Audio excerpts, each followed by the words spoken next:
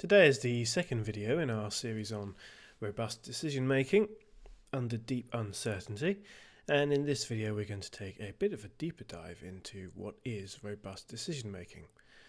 So RDM, it's a systematic method that helps decision makers identify strategies that are robust across many possible futures, rather than relying on precise predictions. So this approach is particularly valuable in situations where uncertainty is high and traditional predictive measures may fail. Traditional decision making often relies on predictive models. However, these models can be flawed, especially in complex systems.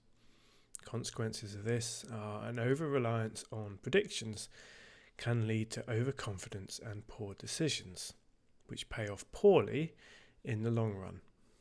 This is where robust decision making comes in, offering a different approach that does not depend on precise predictions. So RDM combines several key elements to provide robust decision support. It considers a multitude of plausible futures to stress test potential strategies. The goal is to find strategies that are robust, not necessarily optimal. Adaptive strategies are crucial as they can evolve in response to new information. RDM uses computers and simulations to aid with human deliberation, making it more of a collaborative process. RDM involves several iterative steps. The first step is to frame the decision, defining key elements like objectives and uncertainties. Next, simulation models are used to evaluate strategies across many possible futures. Then a vulnerability analysis is where statistical models are used to help identify vulnerabilities in proposed strategies. Then a trade-off analysis is where visualization and data analytics are used to explore the trade-offs among strategies. And iteration. So this whole process is iterative, with each step informing the next, and the option of going through all the stages multiple times. So decision framing is about defining the decision maker's objectives and criteria. So we want to look at alternative actions that might be available to pursue those objectives.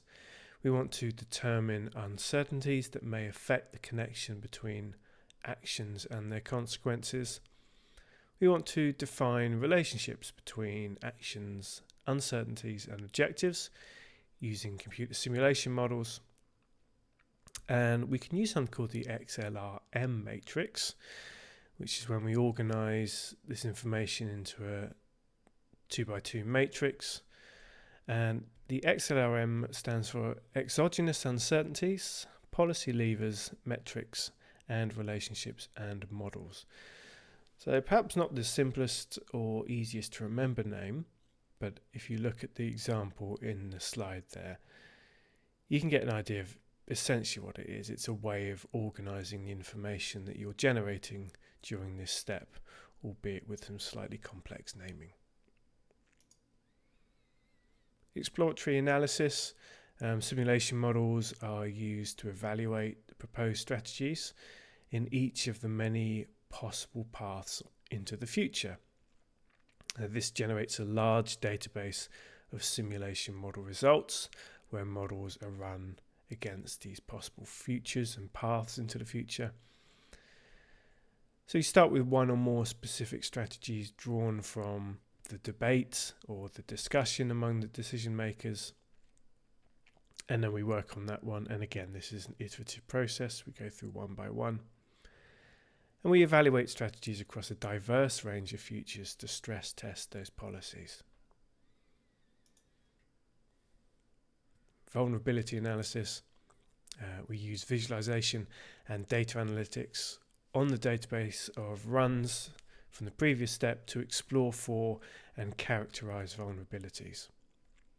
Scenario discovery, or SD, is where we use scenario discovery algorithms to identify key factors that distinguish the futures where the proposed strategies meet or miss their goals. For policy relevant scenarios, we want to identify policy relevant scenarios that illuminate vulnerabilities of these proposed policies. So what set of conditions are most likely to highlight or negatively impact society or the group that we're looking at based on a specific future. Trade-off analysis is what it sounds like. So this step involves exploring trade-offs among the strategies. And scenario-themed visualizations are often used to display the trade-offs. Multi-objective analysis. Multi-objective trade-off curves are plotted for each scenario. And these can help decision makers visualize and then balance between competing objectives. Very simplified version is in the slide there, when we have 3 different metrics that we're working with. We're trying to find a mix, the best, most robust blend of cost, benefit and risk. Decision support, again, this step is to help decision makers decide how to best balance among the competing objectives. Iteration and refining of strategies. So RDM is iterative. Each step informs the next and the whole cycle can be repeated. Insights from the previous steps are used to refine and then identify potentially more robust strategies. And adaptive planning is where adaptive strategies are crafted to evolve over time in response to new information. So like a lot of futures work that we've looked at so far, this isn't a one and done process. This is something that is to be revisited.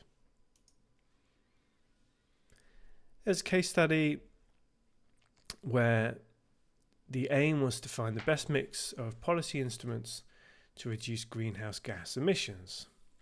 Specifically, it was looking at whether it was best to use policy instruments, fines, technological innovations, and so on.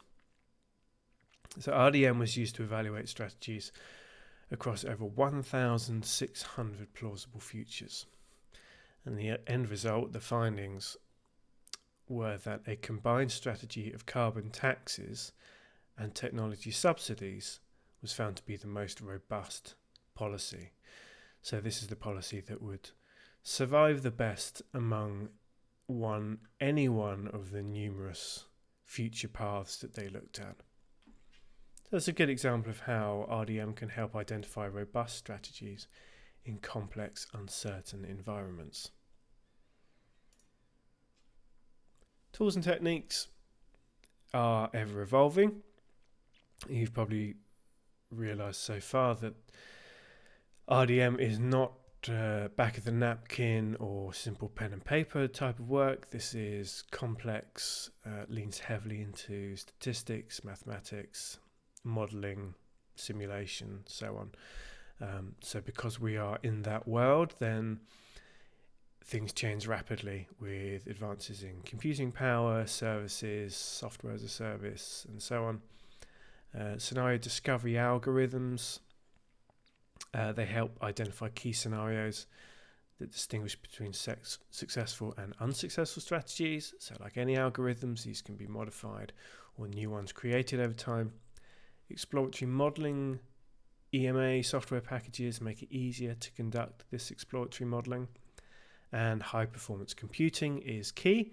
This enables the analysis of a large number of scenarios and strategies, which makes RDM more feasible. Obviously, a huge change in recent years is cloud computing, AWS, Azure, so on. So people working in robust decision making no longer need to own their own server farms when they can spin up EC2 instances or other cloud computing services. Oh, and also the rise of open source. So I've got a screenshot there of OpenMordem. So this is an open source library for multi-objective, robust decision making. So Mordem itself is relatively new and evolving as more people become involved. So all of these techniques and tools are liable to have changed probably by the time of the end of this presentation. In conclusion, robust decision making offers a valuable approach to decision making under uncertainty. It provides a systematic method to identify robust strategies, and it supports adaptive planning. And by focusing on robustness rather than optimality, RDM helps decision makers navigate complex, uncertain futures more effectively. RDM is not particularly simple to understand. There are some good resources online. There are some good lectures on YouTube as well in particular. And of particular interest will probably be the book that I have on this slide here. If you want to learn more about decision making under deep uncertainty or RDM, then this is an open source textbook, which is amazing, freely available on the internet, and takes a very deep dive into the subject, written by some of the genuine experts in this area. It's not a particularly easy read. It's not one to flick through, but if you want a deeper dive and to really work on building your skills in this area, then this is the book to read. I hope this has been helpful for you. I'll probably do another follow-up video covering a few other topics around RDM. If you have any questions, please leave them in the chat or message me directly, and I hope to see you again soon.